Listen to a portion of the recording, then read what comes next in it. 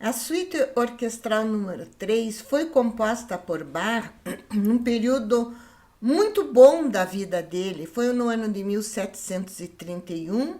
Ele morava em Leipzig, que era um centro cultural e educacional de grande importância na época. Até Bach resolveu morar em Leipzig, pensando nos seus filhos mais velhos, que ele queria que fizessem universidade. E a Universidade de Leipzig era uma das mais antigas e melhores universidades da Alemanha. E em Leipzig, Bach exerceu um cargo muito importante.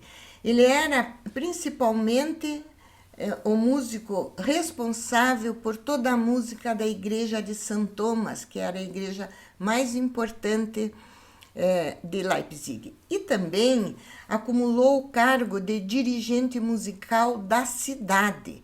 O que ele tinha que fazer?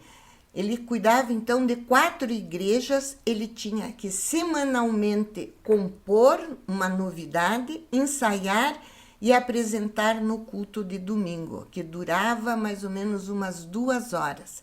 Além disso, ele era professor dos músicos que faziam parte do colégio da igreja de São Thomas e tinha que apresentar músicas sempre com novidades em casamentos, nos acontecimentos da cidade, em cerimônias fúnebres, concertos e apresentações da cidade. Então ele compunha para a igreja, compunha para as cortes e compunha para o público. Tudo isso simultaneamente, o tempo todo. Um trabalho assim inimaginável de tanta criatividade, força, disciplina. E esse momento que Bach está vivendo em Leipzig, que ele chegou em 1723 e lá ficou até 1750 da sua morte. Ele acompanhou e também sofreu as consequências de um acontecimento histórico e político que eu gostaria de expor para vocês, que vai fazer todo o sentido para assim, entendermos a música alemã barroca, que foi a Guerra dos 30 Anos. A Guerra dos 30 Anos aconteceu entre 1618 e 1648. Começou no norte da Alemanha, onde Bach vivia, e onde surgiu a Reforma Protestante, que foi a primeira causa, a causa principal desse conflito que se estendeu por tanto tempo e de forma sangrenta, terrível. É considerada pelos historiadores modernos como uma das guerras mais sangrentas da Europa e considerada como a Primeira Guerra Mundial. Naquela época, as cortes, as cidades não tinham exércitos organizados, contratavam mercenários e o pagamento era o direito que eles tinham dos saques nas cidades, nas vilas, e foi isso que aconteceu. Ficou devastada a Alemanha, principalmente a parte norte. As colheitas acabaram, vieram doenças, as pessoas viviam com medo, foram saqueadas as cidades, as casas, ficaram a zero.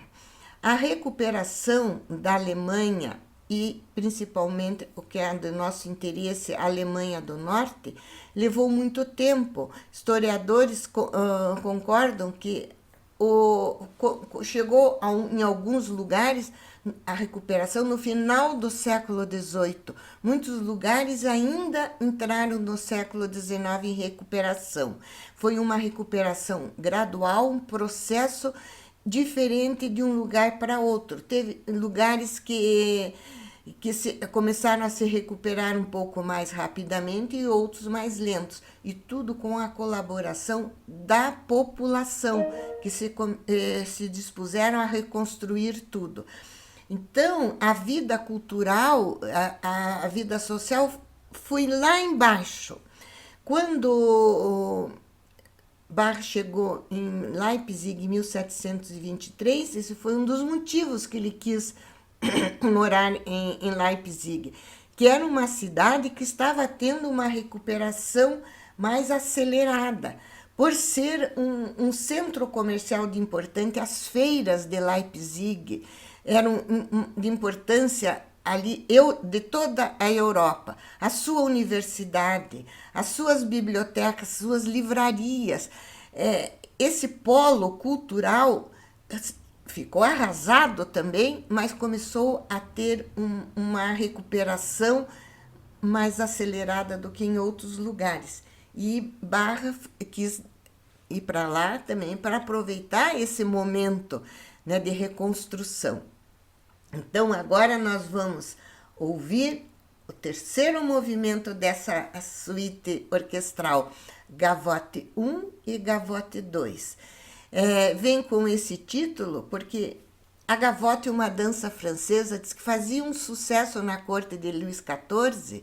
Às vezes ela era um pouquinho mais lenta, às vezes ela era mais saltitante, mas muito leve, muito alegre. E Bach vai colocar essas duas diferenças das gavottes francesas nessa apresentação que nós vamos assistir agora com uma novidade.